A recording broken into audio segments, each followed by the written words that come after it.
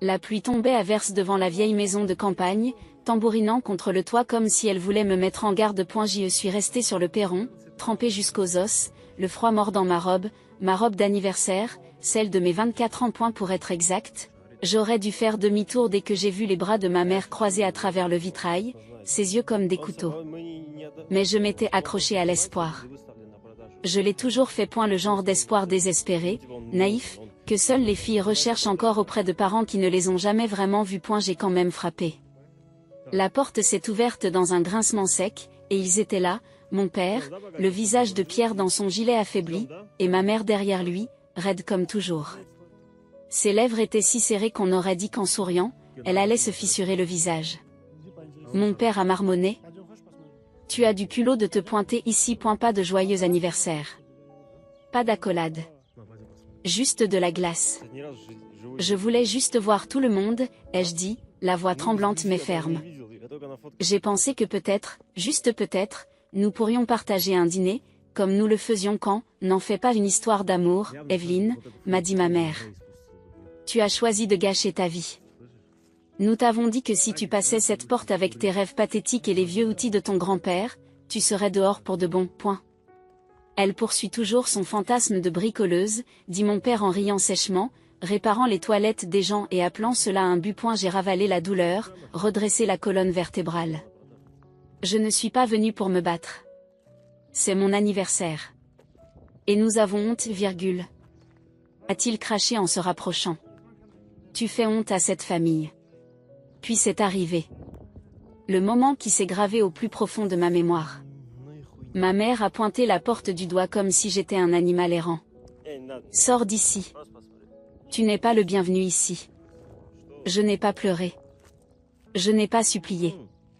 Je suis restée là pendant de longues secondes, l'eau froide dégoulinant de mes manches, l'âme lourde, jusqu'à ce qu'une voix grave et profonde vienne trancher la tension. Alors peut-être, dit-elle du fond du couloir, que tu devrais connaître la vérité. Tous les regards se sont tournés. Mon grand-père. Il se tenait debout, une canne dans une main, un dossier tremblant dans l'autre. Ses cheveux argentés n'étaient pas peignés, son visage était tiré mais brûlait d'un feu que je n'avais pas vu depuis des années. Et lorsqu'il s'est avancé, oui, il s'est avancé, il n'a pas boité, le silence a été assourdissant. Vous pensez connaître la honte, dit-il, la voix dure comme le fer. Toi aussi. Tu en connaîtrais le poids si elle t'écrasait. Papa, ce n'est pas le moment, a commencé ma mère. Non, a-t-il répondu en levant la main. C'est exactement le moment. Parce que j'ai élevé Evelyne quand tu étais trop occupée à assister à des cocktails et à des déjeuners de conseil d'administration. Je lui ai appris ce que signifie le vrai travail. Je l'ai vu porter le nom de cette famille avec plus de dignité que vous ne l'avez jamais fait. Et elle m'a tendu le dossier. Ouvrez-le, a-t-il dit. Mes doigts ont tremblé lorsque je l'ai ouvert. À l'intérieur se trouvaient des photos jaunies, un acte de naissance avec des signatures inconnues et une lettre. Datée d'une vingtaine d'années. J'ai eu le souffle coupé. Mon cœur battait la chamade, comme s'il voulait s'échapper de ma poitrine. Tu n'es pas leur honte, Evelyne, dit grand-père. Ses yeux s'adoucissant tandis qu'il pose une main sur mon épaule. Tu es leur salut. Mais ils ont passé trop de temps enterrés dans leur ego pour le voir. La vérité s'est répandue dans la pièce comme un feu soudain. Mon père n'était pas mon père biologique. Et ma mère. Elle avait caché le fait que j'avais été adoptée, non pas à des étrangers, mais à sa propre sœur. Sa sœur aînée. Ma mère biologique, qui était morte subitement et dont la fille avait été recueillie discrètement par un couple désireux de paraître noble aux yeux de la société. Je n'étais pas seulement une enfant oubliée. J'étais un secret. Un secret dont il prévoyait de se débarrasser dès que je cesserais d'être utile. À ce moment-là, alors que la pluie redoublait d'intensité et que la maison se remplissait de halètements et d'un silence tremblant. La pièce entière a basculé. Je n'étais plus la même fille qui avait frappé à la porte. Et ils n'étaient pas les dieux intouchables que je craignais auparavant. Le dossier tremblait dans mes mains, non plus à cause du froid, mais à cause de quelque chose de plus profond. La rage, le chagrin, la confusion se mêlaient à une pression dans ma poitrine qui m'empêchait de respirer. Je clignai rapidement des yeux, essayant d'assimiler ce que je venais de lire. Le nom de ma vraie mère. Son écriture. Une photo d'elle me tenant dans ses bras. Âgée d'accent grave peine quelques mois, elle souriait comme si le soleil était à elle. J'ai levé les yeux et toute la pièce est devenue silencieuse. Pour une fois, mon père n'avait pas de quoi se moquer. Ma mère avait l'air d'avoir vu un fantôme. Tu l'as gardée secrète, a encore demandé mon grand-père, dont la voix tremblait de fureur. Tu m'as dit que tu l'élèverais comme ta propre fille. Au lieu de cela, tu as enterré son passé comme s'il s'agissait d'un déchet et tu as rempli sa tête de honte. Papa, c'était il y a des décennies, chuchote ma mère en serrant ses bras autour d'elle. Nous avons fait ce que nous pensions être le mieux. Pour qui s'est-il emporté? Pour toi? Ou pour votre réputation irréprochable? Mon père s'est enfin avancé, secouant la tête. Cette femme, sa mère, était imprudente, irresponsable. Tu te souviens comment elle vivait? Toujours en train de sauter d'une ville à l'autre, de tomber sur des musiciens mauvais payeurs. Nous ne voulions pas qu'Evelyne grandisse dans ce chaos. Vous voulez dire que vous ne vouliez pas qu'elle ruine votre image immaculée, dit mon grand-père, la voix basse maintenant, mortellement calme. Vous l'avez recueillie pour pouvoir la contrôler. Pas pour l'aimer. Ma poitrine se resserra. Tout ce qu'on me reprochait, d'être différente, d'être têtue, de ne jamais m'intégrer. Ce n'était pas parce que j'avais failli à mes devoirs envers toi. C'était parce que je ne t'appartenais pas. Le silence disait tout. J'ai fait un pas en arrière, serrant le dossier contre ma poitrine comme une armure. J'ai levé les yeux vers toi. Murmurai-je en fixant ma mère. Même quand tu insultais mes vêtements. Mes rêves. Même quand tu roulais des yeux chaque fois que je réparais quelque chose avec mes mains et que tu me traitais d'apprenti concierge. Je voulais toujours ton approbation. Tu as toujours été ingrate, a marmonné mon père. Tu remettais toujours tout en question. Non, dis-je plus fort. J'ai toujours survécu.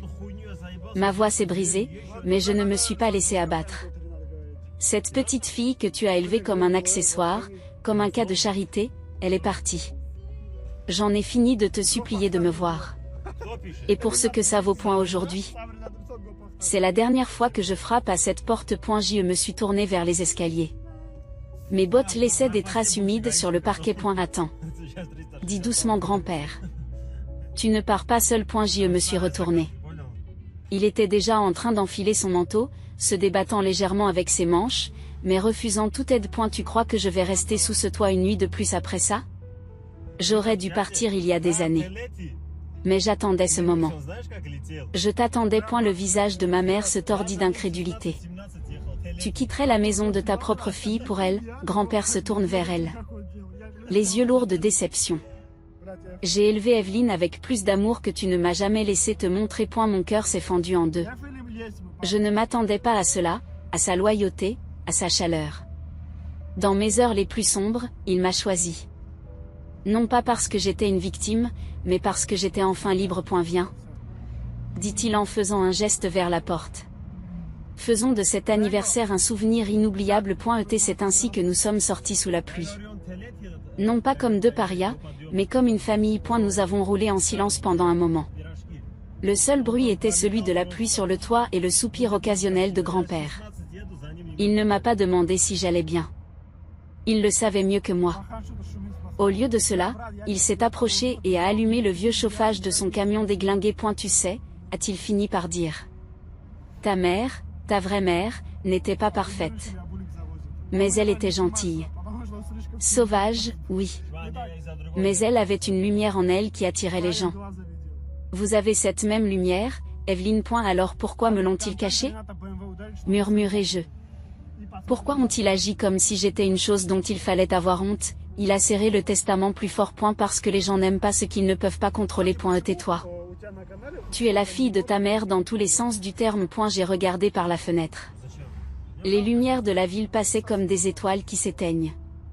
Comment était-elle? J'ai demandé. Et elle a souri doucement. Elle dansait pieds nus dans la cuisine, réparait elle-même sa voiture, chantait des berceuses même quand personne ne l'écoutait. Elle était courageuse dans un monde qui détestait les femmes courageuses. J'ai fermé les yeux et je me suis accroché à cette image. Une version de moi-même dont je n'avais jamais su qu'elle était possible jusqu'à présent. Nous nous sommes arrêtés dans son cottage, juste à l'extérieur de la ville. Rien d'extraordinaire, mais il sentait le pain et la chaleur, et tout ce qui m'avait manqué dans mon enfance. Sur la table se trouvaient 2 boîtes emballées. J'ai attendu toute la journée pour te les donner, dit grand-père. Tu savais que je viendrais? Demandait Dash. Et elle a haussé les épaules en riant. Je m'en doutais. L'entêtement est de famille. Je les ai ouvertes une à une. Le premier était un ensemble de vieux outils de charpentier. Polis. Restaurés. Brillants comme de l'or. Ils appartenaient à ta mère, a-t-il dit. Elle voulait que tu les aies un jour. La deuxième boîte contenait quelque chose d'encore plus choquant. Un épais carnet relié en cuir. De l'encre bleue gribouillée à chaque page. Son journal. J'ai passé mes doigts sur la couverture. Je pense, dit doucement grand-père, qu'il est temps que tu te souviennes de qui tu es. Et pour la première fois depuis des années, c'est ce que j'ai fait. Cette nuit-là, je n'ai pas dormi. Non pas parce que je ne pouvais pas, mais parce que je ne voulais pas. Je me suis assise sur le sol du bureau de mon grand-père, pelotonnée sous une couverture de laine, le journal reposant sur mes genoux comme un battement de cœur du passé. Chaque page semblait être sa voix. Comme si je pouvais entendre son rire entre les lignes. Elle écrivait sur moi, sur le fait qu'elle m'avait appelée Evelyne parce que cela signifiait la vie. À quel point elle avait eu peur, mais à quel point elle voulait désespérément que je grandisse libre. Courageuse. Inébranlable. Si jamais elle lit ceci, peut-on lire sur une page, je veux qu'elle sache qu'elle n'a jamais été une erreur. Elle était mon début. Ma raison. J'ai serré le livre contre ma poitrine et j'ai laissé les larmes couler librement. Non pas de tristesse, mais d'une chaleur étrange et inconnue qui enveloppait mon âme comme un souvenir dont je ne savais pas qu'il m'avait manqué. Dans ces pages, j'ai vu la femme que je devais être. Pas une erreur. Pas un fardeau. Pas une honte. Mais un héritage. Le lendemain matin, la lumière du soleil se déversait par les fenêtres, peignant les murs en or. Grand-père était déjà dans la cuisine, en train de faire frire des œufs et de fredonner un vieil AIR. Il m'a tendu une tasse de café avant que je puisse dire un mot. Tu l'as lu, hein? A-t-il demandé, un sourire se dessinant sur ses lèvres. J'ai hoché la tête en saisissant la tasse. Elle m'aimait. Elle m'aimait vraiment.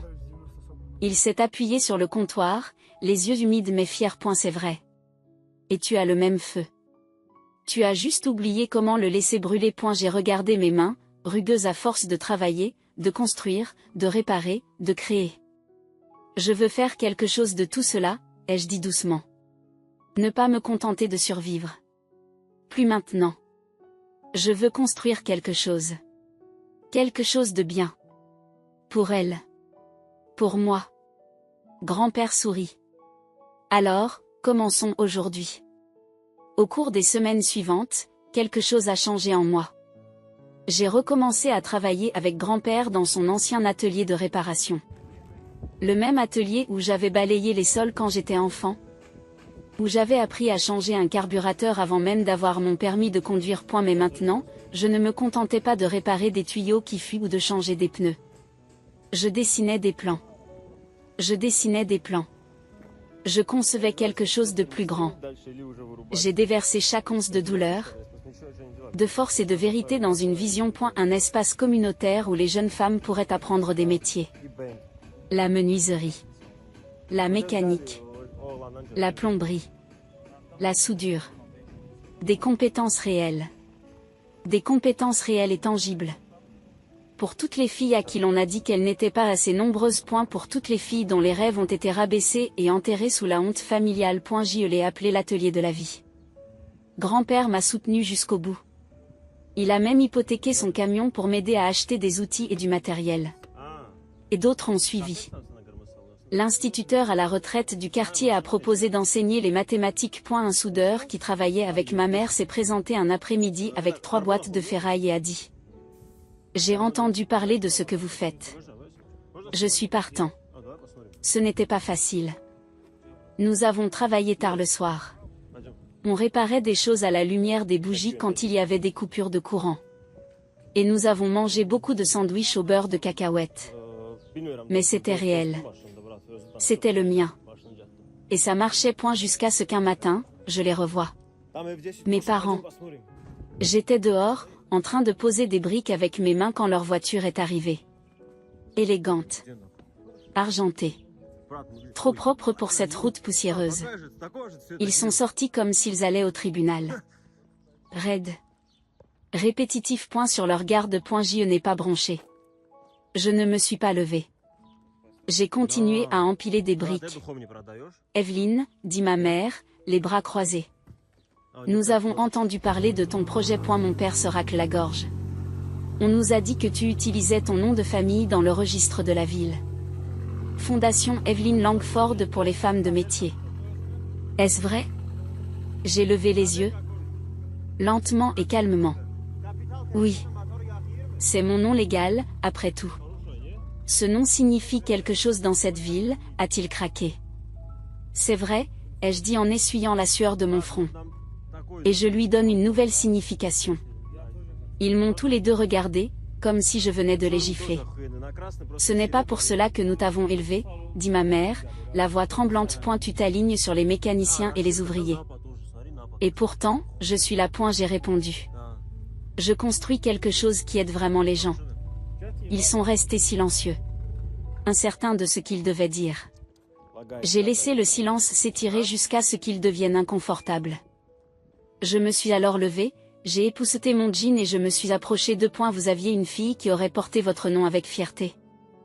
Mais vous étiez trop occupée à être gênée par ce qui la rendait forte. J'ai reculé. Vous n'avez pas besoin de soutenir cela. Vous devez juste vous écarter du chemin. Alors qu'il s'apprêtait à partir, grand-père s'est approché de moi et m'a posé une main sur l'épaule. Tu crois qu'ils le verront un jour? Demandai-je. Il a souri doucement. Peut-être. Mais d'ici là, ça n'aura plus d'importance. Parce que j'en avais fini de vivre pour leur approbation. J'avais ma propre lumière maintenant. Et elle ne faisait que s'éclairer. Le moment où tout a changé n'est pas arrivé avec des trompettes ou une ovation.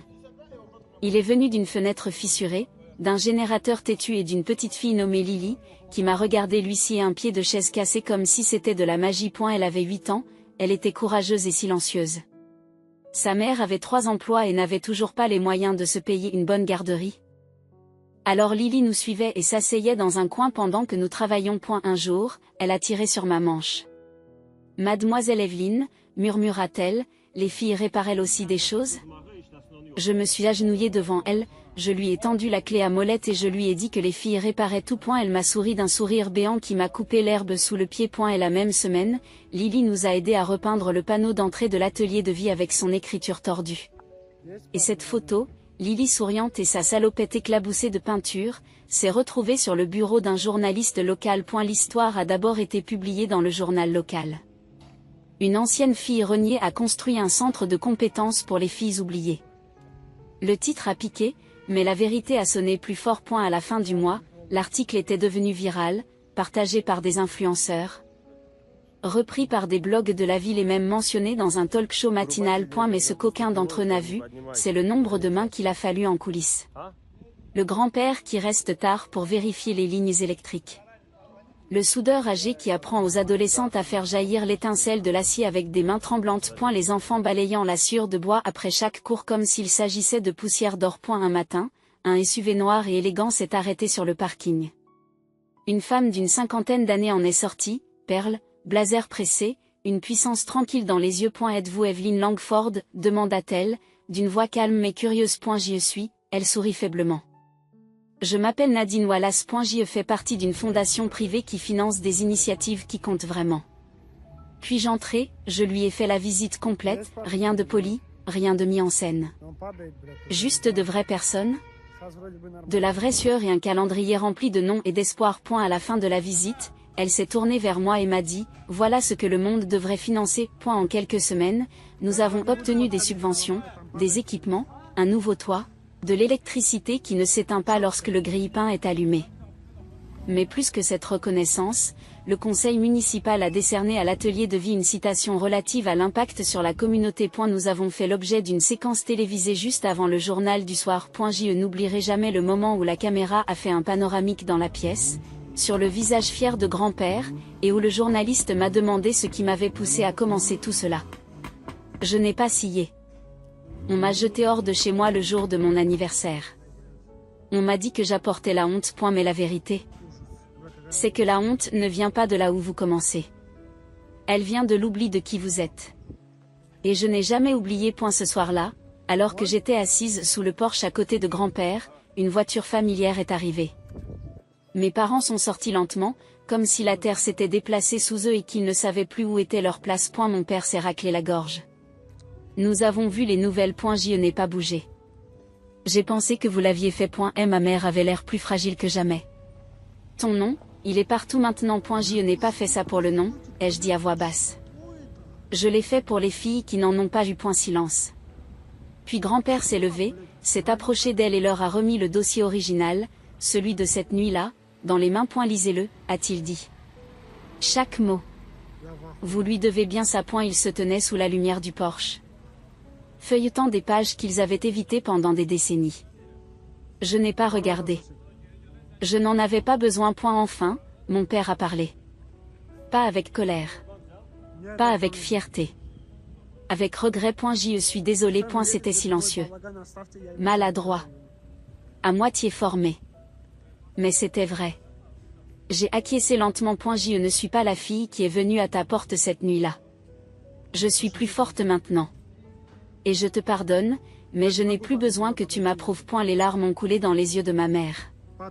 Elle s'est avancée, a fouillé dans son sac et m'a tendu quelque chose. Une photo. Est ma mère naturelle. Plus jeune. Plus jeune, plus heureuse. Me tenant dans ses bras sur une plage. Je ne m'en souvenais pas. Nous l'avons gardée, a-t-elle dit. Toutes ces années. Nous ne savions pas pourquoi. J'ai pris la photo délicatement. Et pour la première fois, je les ai vus comme des personnes. Pleines de défauts. Imparfaits. Perdus à leur manière. Je ne les ai pas invités à entrer. Pas encore. Mais je ne les ai pas repoussés non plus. Parce que la croissance n'est pas une question de vengeance. Il s'agissait de savoir quand ouvrir la porte. Même si vous ne l'avez jamais franchie. Les semaines ont passé. L'atelier était en plein essor.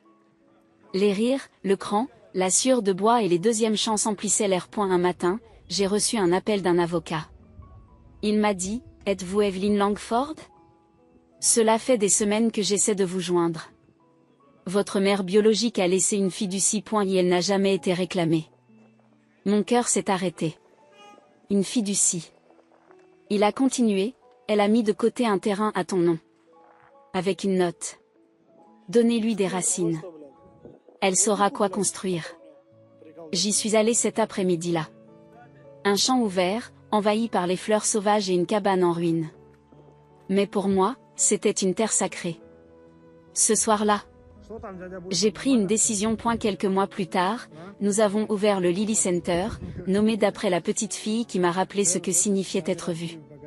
Une deuxième branche de l'atelier de vie. Plus grand. Plus grand. Plus lumineux. Construit sur le terrain que ma mère m'a laissé. Et la cérémonie d'ouverture a attiré une foule nombreuse, dont Lily et sa mère, des représentants de la ville et mes parents. Ils se tenaient à l'arrière. Silencieux. Ils regardaient. Je me suis dirigée vers le micro, le cœur battant. J'ai été jetée par les personnes qui auraient dû me protéger, mais j'ai été élevée dans la gentillesse. Par la vérité. Et aujourd'hui, je suis ici parce que j'ai choisi de ne pas rester brisée. Puis j'ai regardé mon grand-père. Il était rayonnant. Les yeux pleins de larmes. Il ne s'agit pas de vengeance, ai-je dit. Il s'agit d'un héritage. Et alors que la foule applaudissait, j'ai vu mes parents applaudir à leur tour. Pas par fierté, mais par respect. Ils me voyaient enfin. Non pas comme une honte, mais comme une lumière dont ils ne savaient pas qu'ils avaient besoin.